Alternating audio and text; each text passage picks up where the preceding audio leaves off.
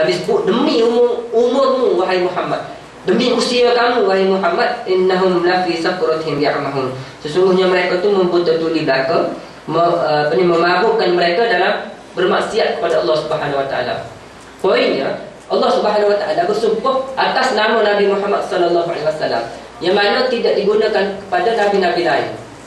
Wal iqsam bi hayatil muqsim bi hayatihi yadullu ala syarafi hayatihi wa izzatiha indal muqsim biha. Baik, dan sumpahan ni biasanya orang yang bersumpah, dia nak bersumpah dengan benda yang bernilai. Tak. Kalau kita sumpah, kita biasa sumpah tak? Kalau Kelantan lah, toba aci kape nak aci. Ataupun kita kata aci apa? Aci mok mati. Nak sebut benda yang bernilai. Kita tak sebut toba aci aiskrim. 12 tem mana ada nilai. Ataupun toba aci tak dulu biasa nak lagi. Kalau kita bersumpah, kita tak biasa. Maknanya benda yang kita gadai, yang kita pertaruhkan, kita tiaga. Kalau benda yang kenaikan, kita tak tobat, kita tak bersumpah. Tak. Faham tak kawan? Maknanya benda yang bernilai. Allah Subhanahu wa taala guna Muhammad sallallahu alaihi wasallam sebagai subjek kepada sumpahan Allah Subhanahu wa taala, tandanya Muhammad mulia di sisi Allah Subhanahu wa taala. Itu. Dan nabi lain tidak dibuat gitu. Allah Subhanahu wa taala tak sebut. Tak. Demi Musa, demi Ibrahim. Kita baca kitab ni bukan kita nak kecilkan nabi lain, tak. Cumanya kita nak membesarkan Nabi Muhammad sallallahu alaihi wasallam. Kalau kita tidak sebut perbandingan, kita tak nampak. Tak. Okey. Mungkin sahabat sebut dah lekeh nabi-nabi lain. Tak lekeh. Cumanya nabi kita ni lebih agung, gitu je. Ana rasa terus kita boleh masuk nombor 9, nombor 8. Boleh tak? Kau nak baca berapa?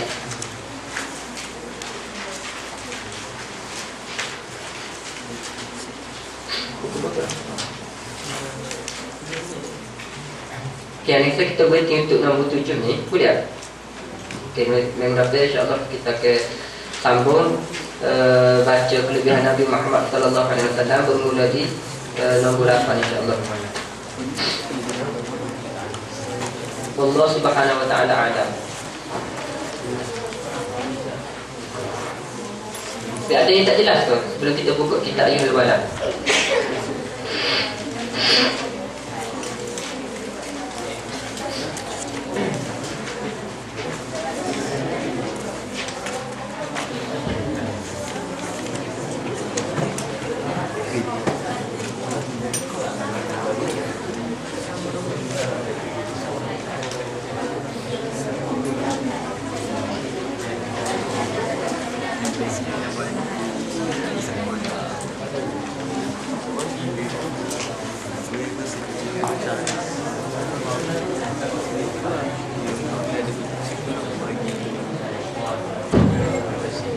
Bismillahirrahmanirrahim.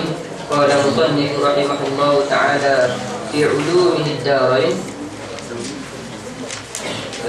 Kita buka muka surat yang ke-15. Kita masuk kepada nasihat yang ketiga. Buku yang kita baca adalah Ayyuhal Walad, wahai anakku. Wahai anakku. Anda sebut balik, asal kitab ni adalah kitab yang ditulis dalam bahasa Parsi asalnya. Imam Ghazali ni dia arif bahasa Parsi, dia tulis kitab ni dalam bahasa Parsi, lalu diterjemahkan dalam bahasa Arab.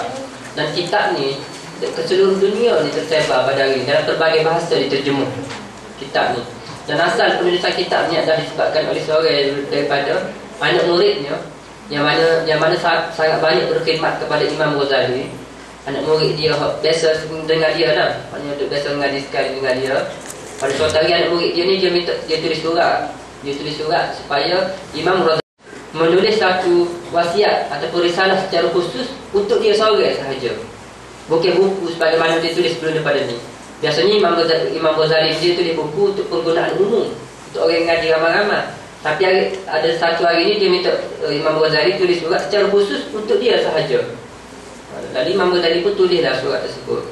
Cumanya surat ni digunakan juga untuk keseluruhannya, disebabkan oleh ulama mengambil pendekatan untuk menterjemah dan juga menyebarkan tulisan tersebut. Sebab manfaatnya adalah untuk keseluruhan. Boleh pakai belakang insyaAllah. Baik, wasiat yang ketiga. Rasa pusing nak baca kitab ni, rasa kenalan. Sebabnya benar kita baca ni kena atas kepala kita. Anak lah, kita nak baca mudah.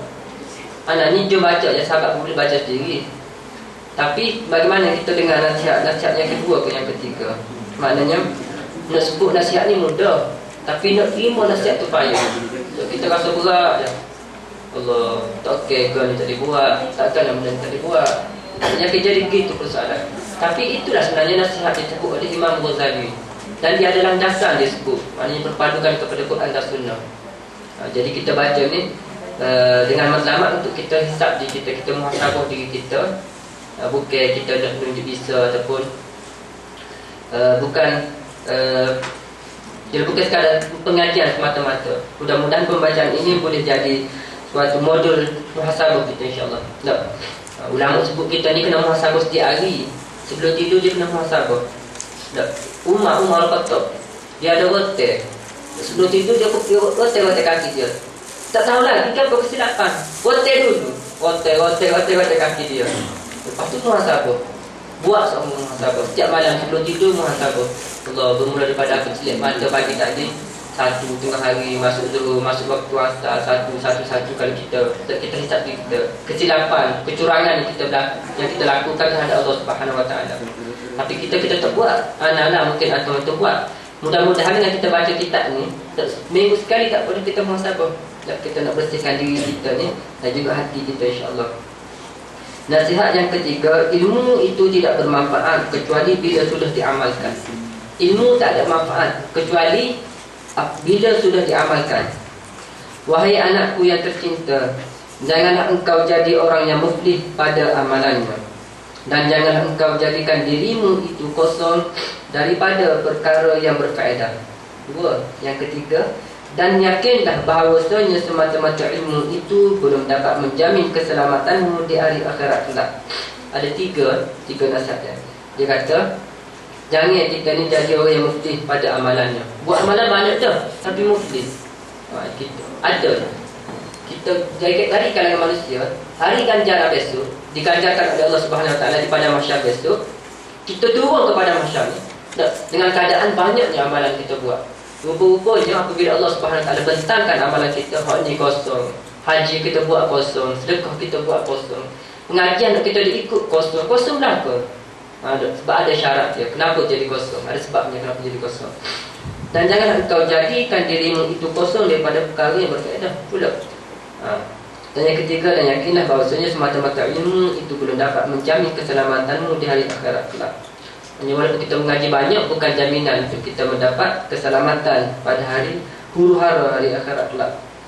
Umpamanya, ni huraian dia, kalau seseorang ada memiliki 10 bilah pedang yang sangat tajam dan juga bermacam-macam senjata yang lain lagi, dan dia pula adalah seorang yang berani dan sangat cekap dalam pertangan, lalu datang seekor singa yang garang dan terus menyerangnya, maka apa pendapatmu? Apakah semata-mata memiliki segala senjata tadi tanpa menggunakannya sudah cukup untuk menangkis serangan singa itu? Baik, apa pandanganmu, dia tanya. Jadi dia datangkan dalam bentuk persoalan. Seorang pendekar yang mana tangkap, bersilat ataupun bertaekwondo, bisa dia. Lepas tu boleh guna belakang senjata. Pedang pun boleh, tukak pun boleh, keris pun boleh, tombok pun boleh. Mahal belakang. Boleh tali pinggang putih star. Tali pinggang bisa sekali. Orang lain tak boleh, dia boleh. Tak. Ada orang dia tu penuh semai senjata. Besi pun ada. Bukan setakat keris, besi pun ada juga. Satu hari singa mari. Singa mari nak serang dia. Tak guna senjata. Tak jadi kerja juga. Tak jadi kerja juga. Bukan jadi kerja. Tak jadi kerja juga, dia sebut begitu. Sudah cukup untuk menangkis serangan itu? Sudah tentu tidak, dia kata. Dia jawab lalu, segala senjata itu baru bermanfaat apabila ianya digunakan oleh tuan empunya senjata itu. Ada dua mari, bukan tak guna, tak jadi kerja. Maknanya manfaatnya, faedahnya setelah mana digunakan segala senjata tersebut. Ini perumpamaan. Maka begitulah keadaan seorang yang telah mengetahui, dia tahu ratusan ribu masalah ilmu tetapi ia tidak beramal dengannya, maka segala ilmunya tidak akan bermanfaat kecuali setelah diamalkan. Itu dia punya poin yang kita nak bawa. Dia kata ilmu pun begitu juga lah. Dia alim dah ke? Cakap soal apa boleh cakap belaka dia. Tak. Soal fiqh pun dia tahu, fiqh tahu. Kalau bidang agama dah. Ataupun hadis pun dia tahu, ilmu Al-Quran pun dia tahu, ilmu akhlak tasawuf pun dia tahu juga, mantik pun dia tahu juga. Cakap dengan dia ni, supaya dengan dia ni jadi ustaz kita tu. Cakap bidang tu pun boleh dia masuk, cakap bidang ni pun dia boleh masuk. Tapi ilmu dia ada banyak-banyak dia tidak guna, tak ada manfaat juga. Ulama sebut al-ilmu bila amalin kasyajarah bila tamarin. Ya tak. Ilmu ni buat kita ada ni, kalau kita tidak beramal seumpama pokok tak ada buah. Begitu je. Besar mana pokok sekalipun tak ada buah, tak ada pakat, tak jadi hijau. Tak. Baik pokok kecil ada buah boleh kita makan. Tak. Itu perumpamaan yang dibuat oleh ulama. Seumpama sama pula keadaannya dengan seorang yang diserang sakit demam panas dan sakit kuning. Sakit demam panas dan sakit kuning yang biasanya ia dinasihatkan meminum ubat sakan jabin dan kaskab, maka tidak akan berhasil sembuhnya kecuali dengan meminum ubat tersebut. Benda misalkan jabin, tengok nota kaki bawah tu, sejenis ubat-ubatan yang merupakan campuran daripada cuka dan madu atau apa jua yang manis dicampurkan dengan masam. Sakan jabin ni gula kalau kita, kaskab ni cuka, jadi dia campur di antara masam dengan manis, terhasillah ubat. Ubatnya untuk demam panas atau sakit kuning. Jadi kita baca-baca buat eksperimen, tu botol ubat. Kita beli di kedai bawah cuka, beli gula sikit tu, baca-baca tu ambil 2 botol. Sebab kita ni demam panas dan juga sakit kuning. Lepas pada kita buat ke, tak atas meja, tak minum pun, kita pun masuk dari satu agak, aduh demam sakit. Dia buat obat tadi, dia siap dah, paruh hari dia baca obat saja. Tak jadi. Maknanya kita buat tadi, kita guna obat tersebut. Dalam hal ini disebut suatu syair dalam bahasa Parsi. Tak baca dalam bahasa Parsi ni, tak pandai. Tak, kita baca makna bawah tu. Seandainya engkau menimbang 2000 kati arak, kita timbang 2000 kati arak, maka engkau tidak akan mabuk sehingga bila engkau meminumnya. Kita timbang 2 kati arak, tak mabuk. Tak akan mabuk kita. Selori kita tak mabuk juga. 2 lagi kita tak mabuk juga, kecuali kita minum. Kalau kita minum sebelah pun badan dah mabuk dah arak ni. Maknanya disebut obat sakan jabi lah, ataupun disebut pendekar sana, disebut arak ni, tujuannya disebut banyak mana pun ilmu yang kita ada, kalau kita tidak guna dia tak ada manfaat. Kita bawa arak 2 kati sekali pun, kalau kita tidak minum, kita tidak akan jadi mabuk. Dia tidak, kita tak boleh berseru dengan ilmu yang kita ada, kita tak boleh berbangga dengan ilmu yang kita ada kalau kita ni tidak guna ilmu tersebut untuk tujuannya selayaknya. Jadi jika engkau belajar ilmu 100 tahun lamanya dan engkau menghimpunkan 1000 buah kitab, maka engkau masih belum layak mendapat rahmat Allah Subhanahu Wa Taala kecuali dengan mengamalkan ilmu tersebut. Ini rumusan ataupun kesimpulan dia. Disebut, jadi jika engkau belajar ilmu 100 tahun lamanya, 100 tahun kita belajar, dan engkau menghimpunkan 1000 buah kitab, maka engkau masih belum layak mendapat rahmat Allah Subhanahu Wa Taala kecuali dengan mengamalkan ilmu tersebut. Tak perlu belajar banyak. Kalau belajar banyak tak beramal tak jadi juga. Jadi kita ni kita belajar sikit-sikit pun tak apa. Yang penting kita beramal dengan sedikit ilmu yang kita belajar. Itu lebih penting bagi kita, insya-Allah. Allah Subhanahu Wa Taala berfirman, wa anna laisa lil insani illa ma sa'a. Surah An-Najm ayat 39.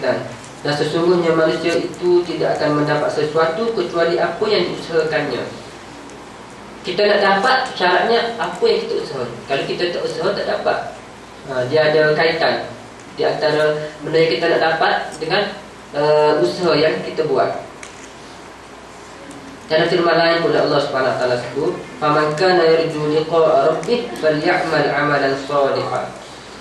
Maka siapa yang mengharap akan bertemu Tuhannya, maka hendaklah dia beramal akan amalan yang soleh. Ini kaitan ayat ni.